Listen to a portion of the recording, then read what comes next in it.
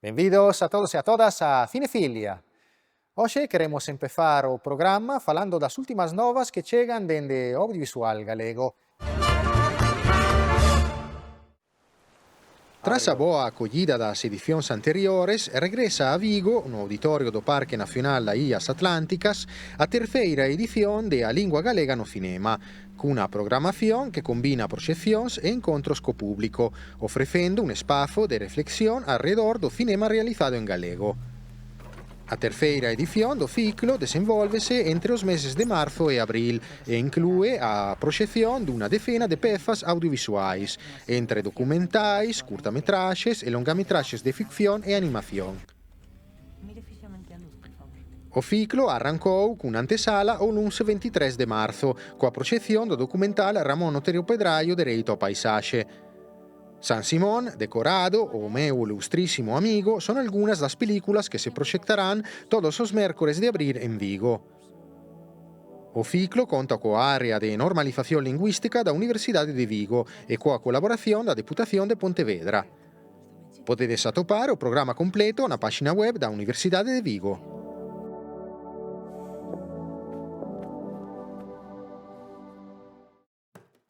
Hai unha semana recibimos a visita do alumnado do Colexio de Educación Infantile Primaria Plurilingüe Albino Núñez de Ourense.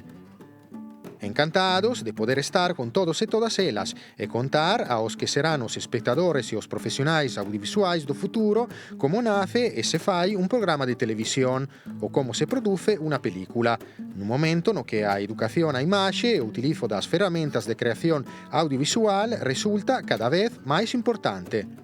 É moi importante empezar xa dende moi novos a ensinar a esos rapaces, as rapazas que hai ademais un traballo detrás, hai un esforzo, hai moita xente traballando detrás dunha obra audiovisual ou dun programa de televisión. Entón, bueno, aquí hoxe o exemplo que foron aí esos alumnos, esas alumnas e bueno, le enseñamos cosas moi básicas, pero por lo menos foi un primeiro contacto co que é o mundo do audiovisual, non? Pareceunos que poder traer os nenos ver cos seus ollos como son as cámaras, o plató, pois que é super enriquecedor e non só queda no que lles explicamos, que nós ao final tampouco sabemos moito do tema. Estuvimos aprendendo como se grababa el cine, como se hacía antes de grabar una película, explicando cómo se hacía años atrás, estos años, y bueno, pues nos pareció muy bien todo, la verdad. Estuvimos hablando sobre cómo son las instalaciones, nos explicaron cómo se pone más luz, cómo se pone menos luz, más volumen, menos volumen, y también nos explicaron cómo es el estudio. 1, 2, 3. 1, 2, 3. ¡Acción!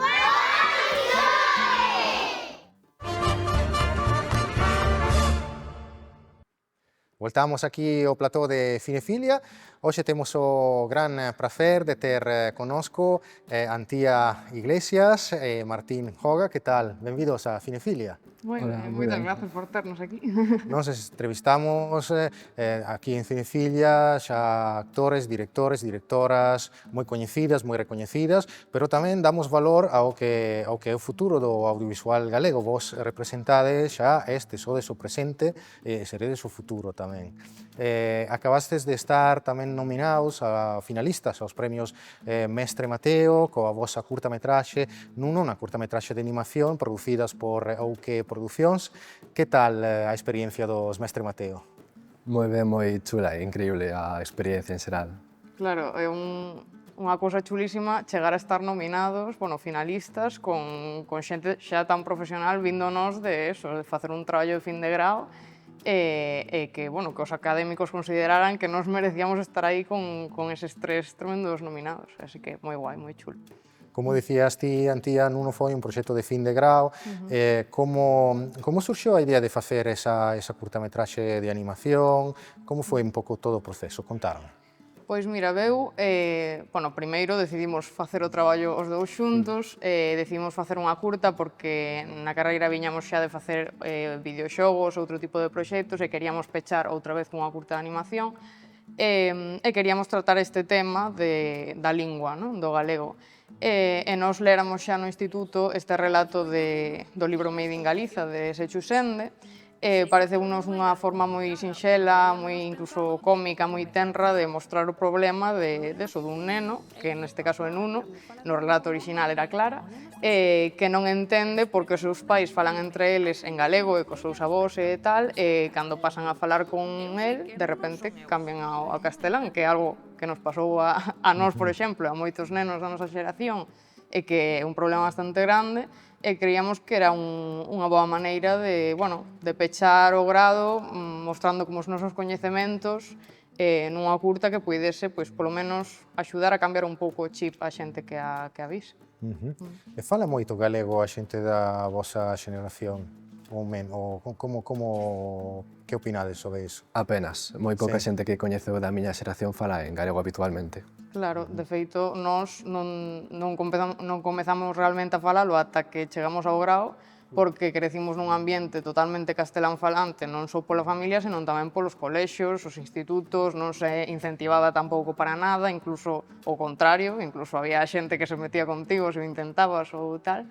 E cando chegamos ao grao, que claro, tamén te atopas con xente igual de concellos máis rurais ou máis de costa ou de diferentes situacións, aí sí que atopamos un grupo no que nos sentimos máis cómodos para comezar a falalo, e así un pouco mellor, pero bueno, polo xeral a situación está complicada.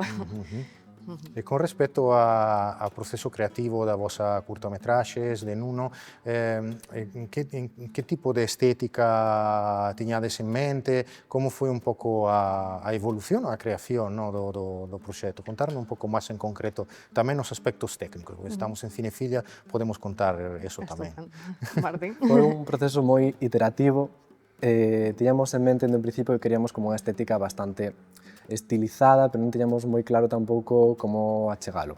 Sobre todo para facer ese ton máis cercano ao espectador, por iso queríamos como cores cálidas, tivemos que facer moitísimas probas, tanto dos personaxes como dos fondos, para poder atopar algo que nos gustase ben para a historia. Claro, que estábamos moi afeitos a utilizar o 3D, que é o que máis aprendemos no grao, e queríamos darlle ese toque coa animación 2D, que realmente éramos moi principiantes neso, porque realmente tocamos moito máis o 3D, pero claro, que parecíanos que somos moi fans da animación 2D, do frame a frame, porque é algo tan artesanal e tan bonito, que creo que lle daba ese toque de tenrura e como de calidez que precisaba unha curta así tan familiar, tan cookie. Entón, por iso nos tiramos a iso, pero realmente a curta ten unha mistura de dúas técnicas que son o 3D para os fondos, que é todo o que fixo Martín, todo o que se ve da casa, e o 2D para as personaxes que é a miña parte, e creo que conseguimos bastante ben empastalas. Eu creo que a animación galega está vivindo un momento dourado, podemos dicir así, porque temos xa algúns referentes entre Alberto Vázquez tamén, por citar uno, acaba tamén agora de ganar un Goya con decorado, pero foi tamén o éxito, a raíz do éxito que tivo coas súas curtametraxes. Temos a David Fidalgo, na produtora, Chelo Loureiro. Galicia ten tradición de animación, co Bosque Animado, Ángel de la Cruz, o primeiro 3D europeo, creado en Galicia. Vos estades insertando nese momento moi bo do audiovisual galego. Como vedes o futuro da animación? E como ves as oportunidades que hai agora para a xente nova na animación galega? Complicado. Complicado máis ben porque como todo, creo, un pouco, efectivamente, estamos nun momento no que eu creo que calquera persoa da nosa xeración ten un futuro complicado. Partindo desa base, claro, os referentes que temos, o camiño que teñen andado antes que nós, tremendo. O sea, Alberto Vázquez como o padriño da nosa carreira, é verdad que é un referente chulísimo, pero bueno, tamén somos moitos, porque agora hai, eles partiron de outro tipo de estudos, pero agora hai estudos de animación. Entón, saímos de aí cada ano igual, entre FP, grao e tal, pois 100 personas a buscar un traballo, a buscar unha oportunidade. Entón, pois, como en todo, difícil, complicado, pero aínda así, pois efectivamente un momento moi doce, porque, vir de unha película galega de animación gane o Goya, de ver tanta representación da animación galega nos Goya todos os anos, porque realmente a porcentaxe de Galicia nesa categoría é bastante forte, pois claro, inspira, pero bueno, pasiño a pasiño. Sí que é verdad que hai máis oportunidades tamén para aprender, por exemplo, o que diantía do grado e tal, que un dos únicos grados públicos que hai neste sector, porque hai un montón, pero son privados, por exemplo, e claro, xa é como unha barreira económica que hai que superar. Nos non poderíamos ter estudado isto Claro. se non existise ese grado público, realmente. E tamén os espazos que se está dando a animación a nivel de mostras, de festivais, etcétera. Hai un festival Imaginaria tamén que se está desenvolvendo en Coruña, perdón, dende non hai moito tempo. Ti gañaches tamén un premio, no? Sí, o ano pasado. Martín, sí, Novo en Días de Talento. Pesca, no? Hai un ano. Sí, porque fan un premio para talento novo, que é especialmente para que a xente da universidade poda presentar pois, os seus proxectos en animacións pequeniñas que son asequibles, digamos, de facer unha animación máis curta e poder pois, ensinar ao público que vai ao festival e que o vexa a todo o mundo. Como unha cortiniña, no? do festival, unha intro. Sí, son espazos tamén necesarios que Total. sirven como divulgación e para dar a conocer a un público máis amplo, no? O que se está facendo a nivel de animación. E falamos dos referentes galegos, pero tes algún referente internacional a nivel de animación que tes presentes o que pensades inspirarvos tamén no futuro? A ver, eu creo que crecimos con Pixar, con Disney, pero evidentemente Laika, calquera estudio así, é o que aprendimos dende pequenos, non é que... Eu, por exemplo, tampouco son super friki de mirar moita cousa de repente europea, unha animación con area, non sei que movida, pero sí que somos moi asiduos de pois, ir ver animación ao cine, enterarse un pouco do que está sucedendo, das novas técnicas, porque é unha industria que está cambiando, pero cada semana. É unha cousa, as misturas, pois eso, do 2D co 3D, de repente o uso do motor dos videoxogos, que é o que pretendimos facer con Nuno, para mellorar as técnicas de renderizado e acelerar todo isto. É algo do que podes aprender en cada película, vendo tamén os making-ofs, todo isto. Eu creo que un pouco de todo, non sei se tes algo No meu concreto. caso, tamén o mesmo. Un dos meus referentes galegos sería Alberto Vázquez e Claro, internacionalmente gustame tamén moito Laika, polo seu estilo, os temas que trata. Tim Burton. Tim Burton, Por maravilloso. suposto. Pero gustame tamén, por exemplo, outro día estaba vendo as curtas dos Óscar, que tamén descubres como moita xente nova, moitos estilos nos que non pensarías, por exemplo, de primeiras. Claro. É tamén algo que me inspira moito, ver curtas e ver novos proxectos. É que as curtas son como unha porta de entrada a moitas cousas, porque ao final, evidentemente, non custa tanto como elaborar unha longa metraxe. Cando te fixas na categoría de curtas, pois nos Óscar ou en premios así, descubres moito máis, porque ao final, se vas á categoría dos Óscar de película de animación, pois todo o mundo veu as guerreiras K-pop ou a última de Pixar ou tal, pero nas curtas descubres efectivamente técnicas novas, xente, movementos incluso novos, eso está moi chulo. E non pensades tamén que a animación se está convertindo tamén como un territorio que sigue sendo moi libre, sobre todo a nivel de contenido. Eu falo tamén da animación para adultos, no? É como total. que é un territorio onde o humor tamén ten un espazo, ten un abanico moito máis amplo, no? Que con menos corrección tamén, no? Con respecto a outros formatos de imaxe real. Claro, a animación é libre en todos os sentidos. É libre en canto a imaginación, podes plasmar o que sexa moito máis fácil con unha película de imaxe real, pese a existencia dos VFX, pero tamén é libre en canto a que ti non estás poñendo unha cara dun actor que lle vai a perxudicar facer tal papel ou dicir tal cousa, senón que son, pois eso, debuxos, personaxes, é todo fantasía. Entón, a min o que me enamorou da animación é que é completamente libre, é aberta. É que a animación non é un xénero como tal. Entón, ti podes dentro, o sea, é unha técnica. Entón, con esa técnica podes transmitir calquera tipo de xénero. Entón, terror, comedia, algo máis infantil, pero todo é posible coa animación realmente. E este última curtametraxe, dicíamos, producíese a través de o que producións. Tedes algún proxecto máis que no que estades a traballar para verse en breve ou máis adiante, o que podes facer, se podes facer algo de spoiler, Polo de agora, cos amigos da carreira, sí que estábamos tratando de botar para diante outro videoxogo, porque era no que máis estábamos currando. Pero bueno, vai todo pouco a pouco, porque ao final acabamos de sair do grao, estamos todos aínda vendo que ocorre coas nosas vidas, pero sí. Sí, de momento seguir movendo o Nuno, Sí, total. a ver a que festivais podemos ir con el tamén. O que di Antía, a ver se a moi longo plazo pois facer este proxecto de videoxogo tamén. Pois vos sabedes que tedes outra casa aquí en Cinefilla, ademais esa curtametraxe ten na ADN Ourensán tamén, a maior, que cando queredes tedes novidades sobre os vosos proxectos, pois xa estamos aquí esperándovos. Perfecto, genial. Pues moi agradecidos. Pois moitísimas grazas e moitísima sorte. Moitas Grazas grazas. a ti. E agora imos a repasar xuntos a cartelera do cinema comercial. ¿Le has contado a Mónica algo con lo que pueda amenazarme? ¿Yo? No. ¿Tú tienes algo que ocultar? Volve a gran pantalla Pedro Almodóvar e volve espirse ao público coas súas fobias, paixóns e sentimentos máis íntimos, como xa fixo en Dor e Gloria, o seu filme máis destacable dos últimos 15 anos.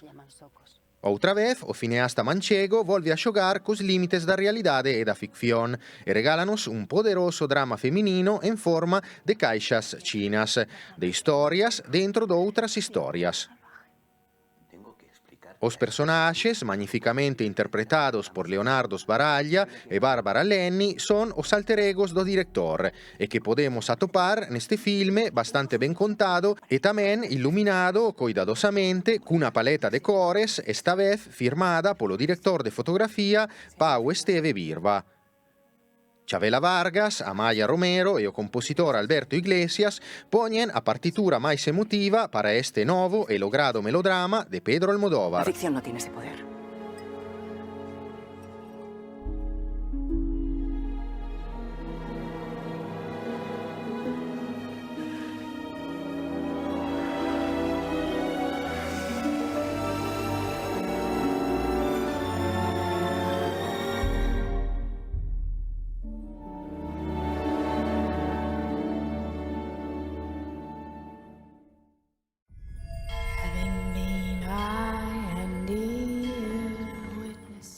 A parella sentimentale creativa de The Brutalist, formada por Mona Password e Brady Corbett, regresa aos Estados Unidos para contarnos a biografía de Ann Lee, líder feminina da seita dos Sacudidos. El testamento de Ann Lee podería ser perfectamente unha película de cinema religioso e que se centra no valor persoal da fé. Na súa proposta estética, a directora abarca distintos camiños, sen tomar unha dirección clara. Pasamos do drama de época moi convencional ao musical máis inclasificable. Pero é nas escenas de danza e na música que o filme ofrece ao espectador unha inmersión sensorial sorprendente. A directora captura plenamente a éxtase e o delirio dunha comunidade na procura da súa utopía. Como pasou en The Brutalist, a representación dos Estados Unidos é dunha terra onde a irracionalidade atopa o seu espazo vital e convértese en comunidade cando hai un obxectivo común de traballo. La religión de Ann Lee fomenta la brujería. No puedo predicar sin ser acosada.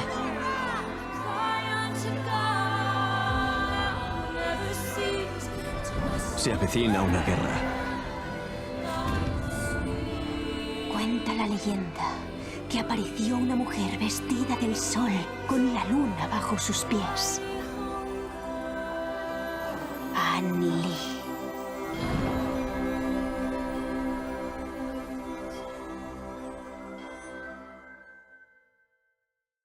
Signore e signori, buonasera e benvenuti a Portobello!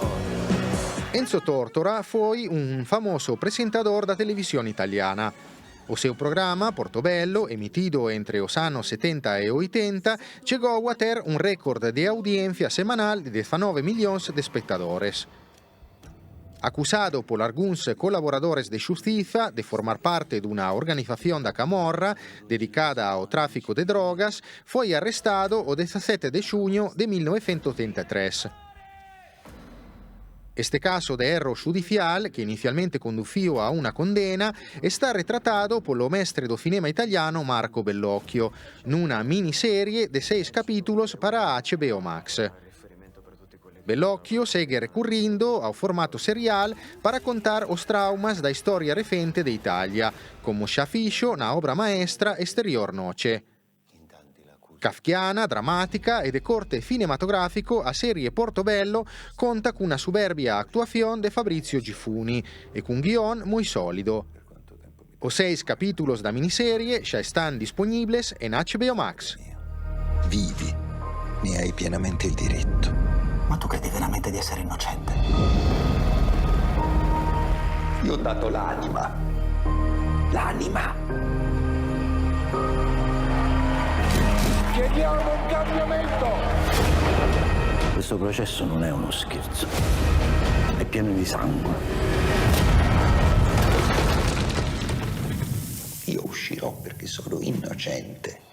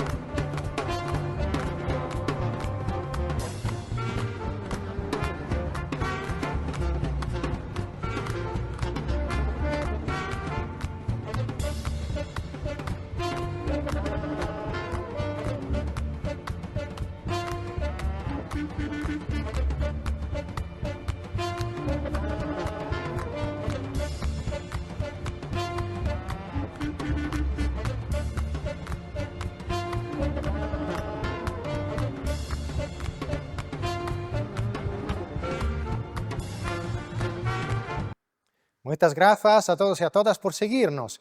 Vémonos la semana que viene, aquí en Telemiño. Mientras tanto, como siempre, buone visioni!